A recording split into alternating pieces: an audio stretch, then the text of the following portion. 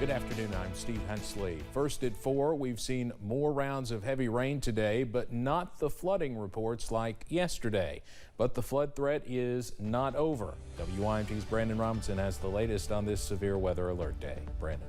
Steve, you're exactly right. We're continuing to track all of it, but so far, so good for the most part. We did have a couple of flash flood warnings earlier this morning, but haven't had any reports just yet. We're taking a look at the last few hours, kind of giving you an idea of what we've been looking at there. Some heavy rain into parts of the Big Sandy, going into parts of southwest Virginia, including Buchanan County, which definitely doesn't need any more rain, but kind of moving out for a little bit. Unfortunately, though, we could see a little bit more later tonight. I think tomorrow and Friday are our big days as we see the front finally start to move out here on Friday. Live pinpoint Doppler radar right now, not a whole lot of action there, but again, we are still under a marginal severe weather threat that just came down again from the Storm Prediction Center for this afternoon, so we're keeping a close eye out. Conditions, most of the rain is in southwest Virginia and far southeast Kentucky at this point, but some more could develop out there in the next few hours. The big news this afternoon, the flood watch was expanded, not necessarily in coverage area, but in time until 8 a.m. Friday. So we're going to continue to watch that be a factor for us the next couple of days. Look at some sunshine trying to peek through up on Buffalo Mountain this afternoon. Temperatures 70s and 80s, even 90 out toward Monticello, and dew points are high. So again, make sure you're keeping an eye on that WYMT weather app in case we get any alerts. You can get those quickly on that. Steve? All right, Brandon, thank you. We are learning more about the wrong way driver that police say caused a deadly crash on a southern Kentucky interstate. We've received the 911 calls of the drivers who alerted police of the driver. Charges are pending now against that driver. WYMT's Phil Pendleton has obtained the 911 calls and a short video clip that shows the driver heading in the wrong direction. There were a lot of people that called 911 late Monday night trying to alert authorities of a wrong way driver on Interstate 75 going north in the southbound lane, but it would be too late as that driver collided with another car, and police say 3 people were killed. Moments before the Toyota truck collided with a Nissan Altima, killing all 3 inside, at least a half dozen drivers noticed the truck going the wrong way and called for help. Most of them were heading south and the truck was coming in their direction. Some of them say that it was coming right at them. Several of the callers said that they were nearly hit. 911. Yes, sir. I'm on Interstate 75 between mile marker 33 and 34. There is a northbound vehicle, a white sedan going north. Yeah, in the southbound lane. Joshua Poor remains at the University of Kentucky Med Center, where we are told he is facing serious but non-life-threatening injuries. Police say when he is released, he will likely face charges in relation to this crash. In Laurel County, Phil Pendleton, now back to you. Police say it is not known why Poor, who is from California, was even in Kentucky. A community stepping up by cooking out. A benefit lunch was held today, the proceeds of which will go to Floyd County Sheriff's Deputy Darren Lawson. Lawson was one of the officers shot in the line of duty during the deadly Allen barricade situation almost 1 month ago. Since then, the deputy and father has spent weeks in the hospital undergoing 8 surgeries as he works to get back home. Meanwhile, back home, the Floyd County Shrine Club and some community partners hosted a benefit lunch to help Lawson and his family with the medical expenses and more that are now piling up. A show of love Lawson says he is overwhelmed to see. The amount of support that me and my brothers have got has been absolutely incredible. Like I said before, it's a very humbling experience.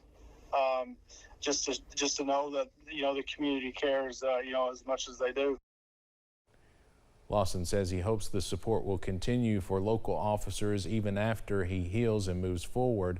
But more than that, he hopes the memory of those who lost their lives that day will always be on the minds of the people they served. A free drive-through toy distribution event was held at Perry Central High School today. Hundreds of cars lined up to receive the gifts from 10 a.m. until 2 p.m. Each kid walked away with 2 to 3 toys, books, and snacks. Ben Reidner, manager at Operation Sharing in Corbin, helped manage the event. We've had a steady flow of vehicles all day.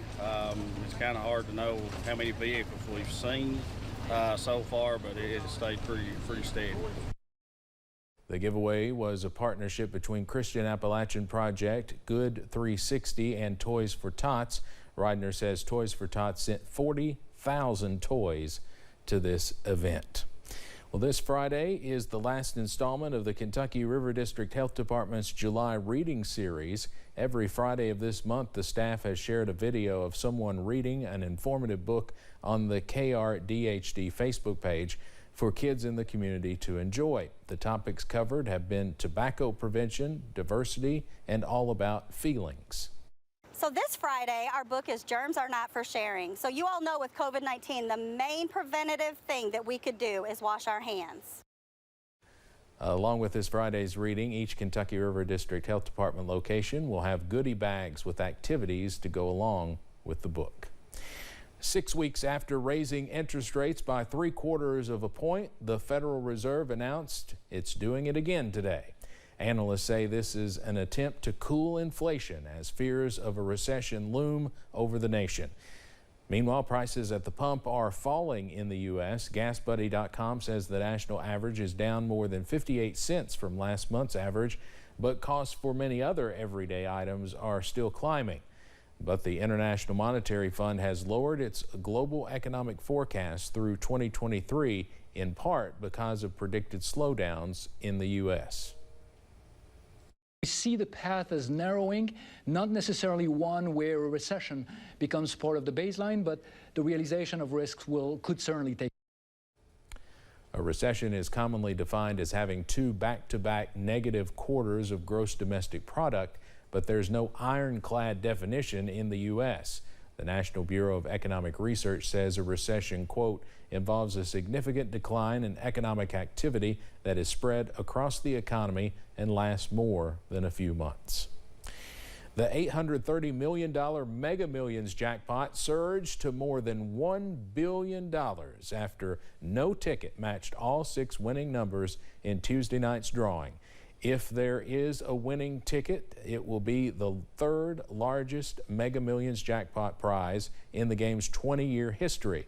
The largest one was more than $1.5 billion. That winning ticket was sold in South Carolina in October 2018. The next drawing will be Friday at 11 p.m.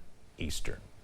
Let's head over to Wall Street now on this Wednesday. The Dow closes up today more than 434 points. We'll have more financial news in our next half hour. But straight ahead here on First at 4, WNBA basketball player Brittany Griner takes the stand in a Russian courtroom for her drug trial.